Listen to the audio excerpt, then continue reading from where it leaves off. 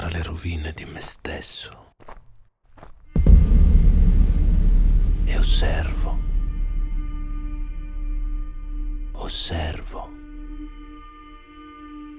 e osservo.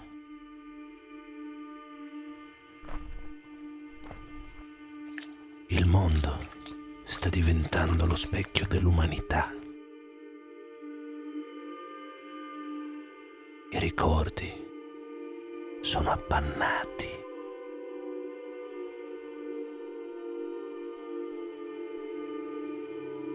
Gli odori, il vento,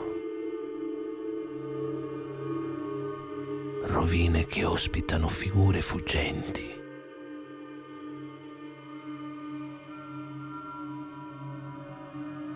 Rumori che ti fanno perdere.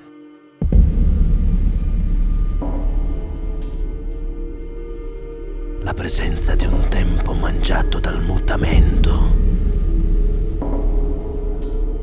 Osservo i custodi di questa terra. Vado più in fondo, nel buio e poi nella luce.